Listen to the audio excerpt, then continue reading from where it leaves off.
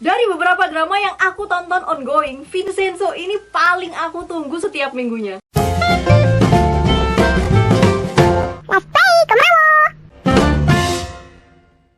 Vincenzo Casano adalah seorang pengacara yang bekerja untuk mafia atau biasa disebut consigliere. Consigliere. Gimana bacanya, Mas? Consigliere. Ya, itulah pokoknya. Vincenzo lahir di Korea Selatan, tapi sejak kecil dia diadopsi oleh seorang bos mafia yang bernama Fabio dan tinggal di Italia. Fabio yang merupakan ayah sekaligus bosnya percaya banget sama Vincenzo. Hal ini bikin Paolo yang juga anak Fabio merasa iri. Setelah Fabio meninggal dunia, Vincenzo melaksanakan perintah terakhir Fabio dan berencana pergi ke Korea Selatan. Sebelum pergi, Vincenzo didatangi oleh sekelompok pembunuh suruhan Paolo, tapi justru Vincenzo yang membunuh mereka balik. Gak cuman itu aja, mobil kesayangan Paolo juga dipasangi bom. Setelah itu, Vincenzo pamit sambil mengancam Paolo. Non cercarmi, se provi. La prossima volta anche tu esploderai con la tua.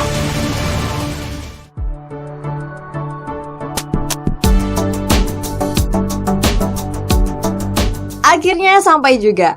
Vincenzo tiba di Korea Selatan dengan penuh percaya diri. Tapi sayangnya, satu persatu kesialan datang ke Vincenzo. Dia dicurigai buronan, dirampok, bahkan ketempelan permen karet, guys. Gak cuman itu aja, Vincenzo juga bertemu dengan penyewa Plaza Gumga yang aneh-aneh, guru piano yang serem, pemilik laundry yang sewot, koki restoran Italia yang gak bisa masak makanan Italia, pelatih dance yang suka jadi zombie, pasutri yang hobi berantem, pemilik warung yang suka marah-marah ke anaknya, sampai biksu yang kadang taat, kadang juga bandel. Tapi di antara penyewa Plaza Gumga itu, ada satu yang bisa dibilang normal, yaitu firma hukum Jipuragi milik Hong Yu-chan.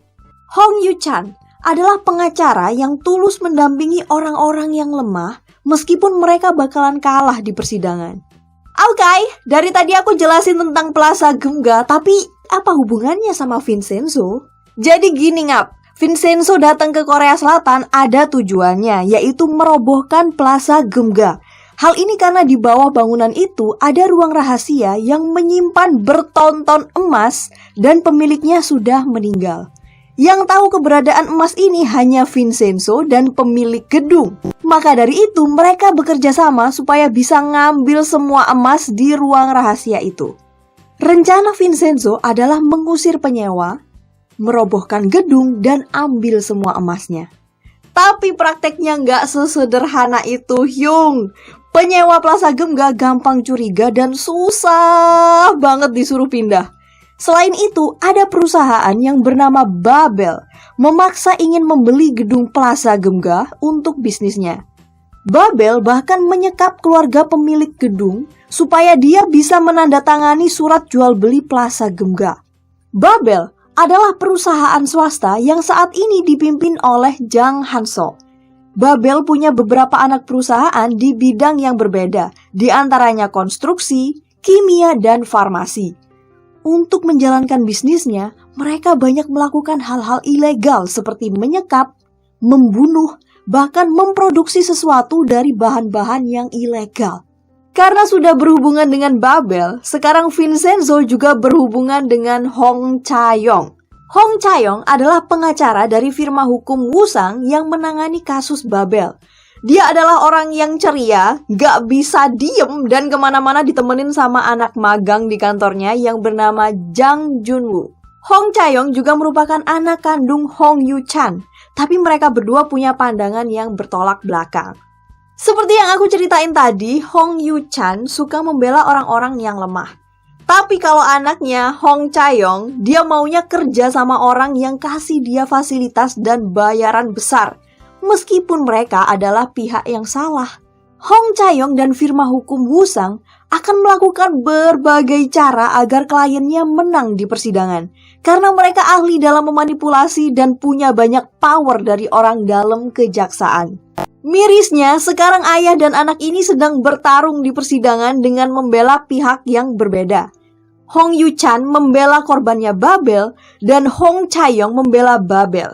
아버지, 저 아무리 아버지가 딸 취급 안 해도요. 저 아버지 걱정 진짜 많이 해요. 아버지 그만두시면 저 아버지 도울게요. 가족이 제일 중하더라고요. 차영아, 네, 아버지. 변호사 때려치우고 배우 해보는 게 어떻겠냐. 적어도 남의 인생 망칠 일은 없을 테니까. Meskipun kemungkinan menang hanya 1%, Hong Yu-chan gak pernah nyerah buat bela kliennya hingga pada akhirnya dia berhasil membujuk saksi untuk datang ke persidangan. Hal ini diketahui oleh firma hukum Woo-sang dan Choi Myung-hee yang merupakan atasannya Hong Chae-yong. Gak pakai lama setelah dengar kabar itu, dia langsung membunuh Hong Yu-chan dan memanipulasinya sebagai kecelakaan. Setelah kematian ayahnya, Hong Chae-yong mengundurkan diri dari firma hukum Woo-sang dan melanjutkan firma hukum Jipuragi milik ayahnya. Dia udah curiga kalau kantornya sama Babel kerjasama buat bunuh ayahnya. Sejak saat itu, tujuan hidup Hong Chae-yong berubah. Dia mulai membantu orang-orang yang lemah seperti mendiang ayahnya dan membuat rencana balas dendam ke Babel dan Woo-sang. Perlahan tapi pasti, duet maut Vincenzo dan Hong Chae-yong sebagai pengacara banyak membongkar kebusukan Babel. Babel banyak mengandalkan suap dan pembunuh bayaran untuk mempertahankan posisinya. Sedangkan Vincenzo banyak melakukan penyamaran buat memancing dan mengumpulkan bukti.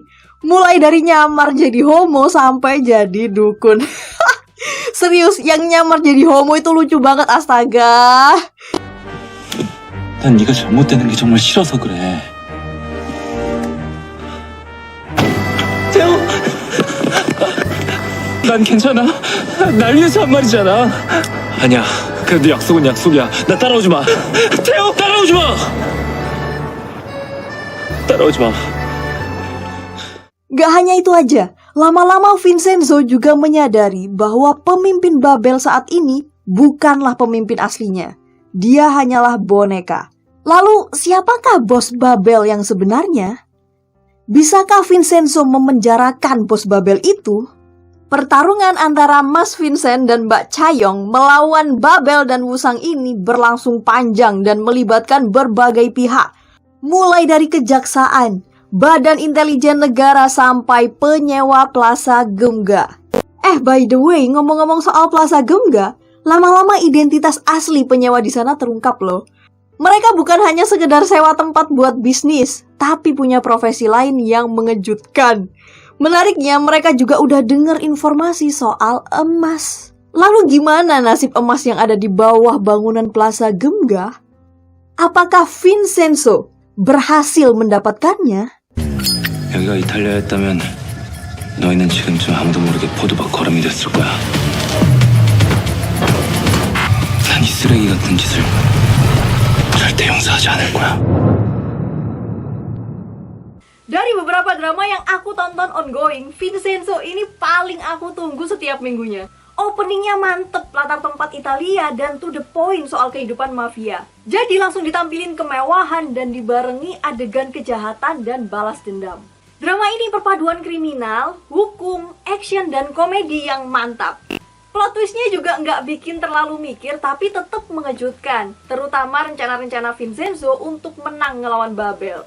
Nonton drama ini tuh rasanya nano-nano guys. Jadi kalian dibikin ketawa, terus mendadak serius, tegang, dramatis. Tiba-tiba ada yang meninggal. Drama ini tiap episode durasinya kurang lebih 1 jam 20 menit. Dan untuk Vincenzo ini memuaskan. Aku rekomendasiin drama ini buat temen-temen tonton karena asik banget buat diikutin. Bagiku komedinya drama ini tuh receh tapi nggak murahan. Kamu bakalan ketawa cuman ngelihat ekspresinya Vincenzo atau pemeran-pemeran lainnya meskipun mereka nggak lagi ngelawak. Aku tuh bahkan masih suka ketawa tiap denger backsoundnya Biksu. 점점 잘.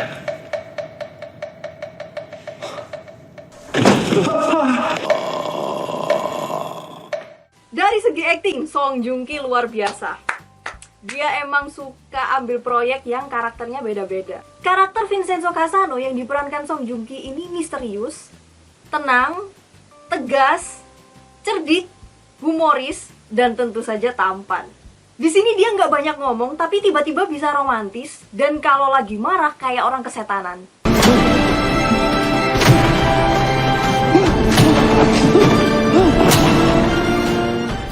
Di episode pertama, sisi misterius dan humoris yang berlawanan udah ditampilin dan ini gokil banget. Setelah bunuh-bunuh dan balas dendam, sampai di Korea dia kena tipu dan ditinggal di pinggir jalan. Bener-bener gak ada harga dirinya.